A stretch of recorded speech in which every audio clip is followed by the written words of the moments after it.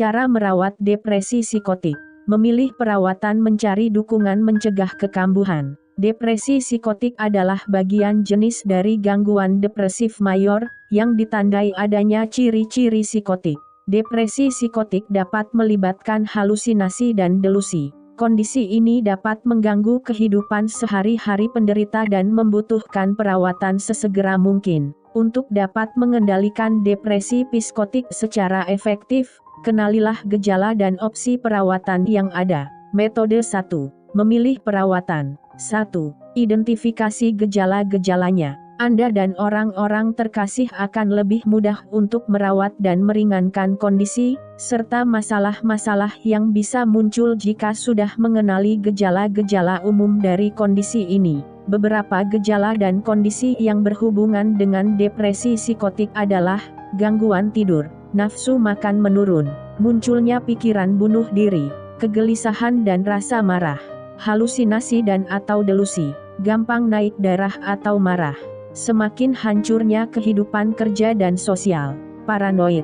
2. Carilah obatnya dan ikuti petunjuk pemakaian. Biasanya obat sangat diperlukan untuk merawat penderita depresi psikotik. Dokter mungkin akan meresepkan obat antidepresan untuk mengobati gejala-gejala psikosis. Obat antipsikotik mungkin juga akan diresepkan untuk sementara. Perawatan depresi psikotik biasanya berfokus untuk mengobati depresi. Patuhilah aturan perawatan dan ikuti petunjuk ahli kejiwaan dan psikolog Anda. Pastikan Anda tidak berhenti memakan obat tanpa berkonsultasi dahulu dengan dokter. Pengobatan yang berhenti tiba-tiba bisa berbahaya dan menyebabkan kekambuhan. 3. Diskusikan perihal electropulsive therapy (ECT) dengan dokter Anda. Depresi psikotik adalah salah satu gangguan jiwa yang dapat dirawat dengan ECT. Perawatan ini dilakukan dengan mengalirkan arus listrik melalui otak dan memicu kejang yang akan mengubah zat kimia otak. Walaupun ECT relatif aman, namun diskusikan terlebih dahulu efek-efek samping yang dapat terjadi dengan dokter Anda. 4. Temukanlah metode terapi yang terbaik untuk Anda. Terapi bicara paling sering direkomendasikan bersama dengan perawatan medis. Dokter atau ahli terapi Anda akan bisa membantu menemukan opsi perawatan yang terbaik sesuai kebutuhan Anda. Terapi perilaku kognitif, cognitive behavior therapy, dapat mengidentifikasikan pikiran dan perilaku bermasalah dan menggantinya dengan perilaku dan pikiran yang normal. Terapi perilaku emosif rasional, rational emotive behavior therapy, dapat mengidentifikasi tuntutan tidak penting dari diri sendiri, lingkungan, dan orang lain, dan mengubah diri Anda dengan menantang pikiran-pikiran irasional yang depresif. 5. Kembangkanlah rutinitas harian Anda. Rutinitas secara teratur akan memastikan Anda tetap mengikuti perawatan dengan patuh dan mengganti fokus Anda ke aktivitas-aktivitas yang produktif.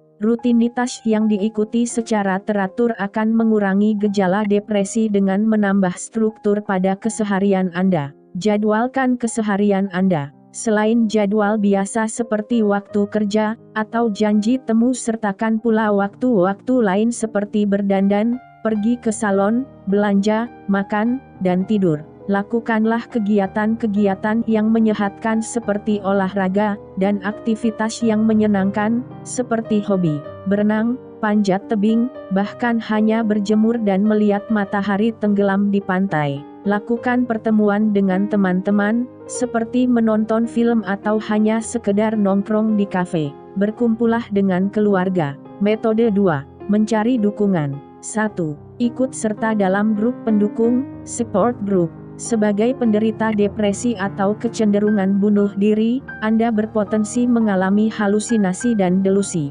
Sebaiknya, ikut sertalah jaringan grup pendukung sosial yang kuat. Kelompok pendukung akan membantu Anda menemukan nasihat dan mengidentifikasi kesalahan-pahaman, delusi dan halusinasi Anda. Carilah kelompok pendukung di kota Anda. Jika tidak ada, carilah kelompok pendukung yang ada di internet. 2. Libatkan anggota keluarga yang Anda percaya. Ajaklah anggota keluarga untuk ikut serta menemani Anda dalam kelompok pendukung atau janji temu konseling. Dengan demikian, dia akan lebih memahami kesulitan Anda dan membuatnya lebih terbuka dalam membicarakan kondisi Anda. Terapi bersama keluarga adalah cara yang sangat baik untuk melibatkan anggota keluarga dengan panduan ahli kesehatan jiwa. 3. Jadilah seorang advokat.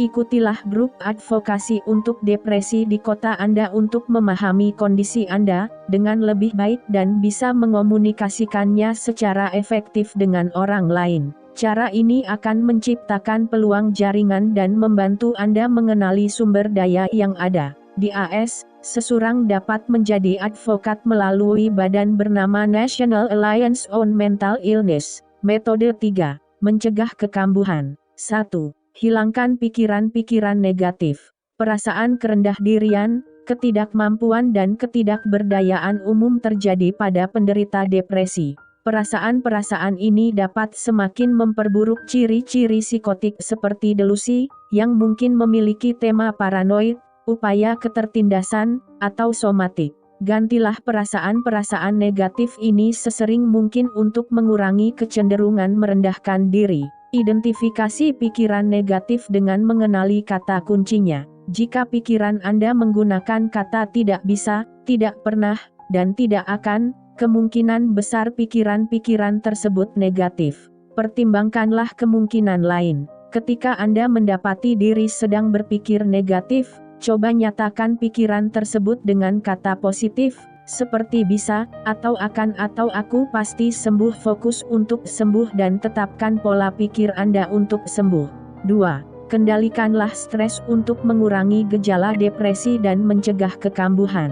Stres dapat menyebabkan depresi dan memicu kekambuhan. Strategi hidup sehat akan membantu Anda mengalahkan efek dari stres. Jika stres Anda disebabkan oleh orang lain, coba tanamkan di diri Anda untuk tidak mendengarkan omongan orang lain. Maafkan mereka yang membuat Anda stres. Berdamailah dengan diri Anda sendiri adalah langkah awal untuk penyembuhan Anda dan dapat mendatangkan kebahagiaan. Latihan ini akan menumbuhkan rasa kesejahteraan diri yang akan memupuk kebahagiaan Anda. Lakukan latihan pernapasan dalam atau relaksasi.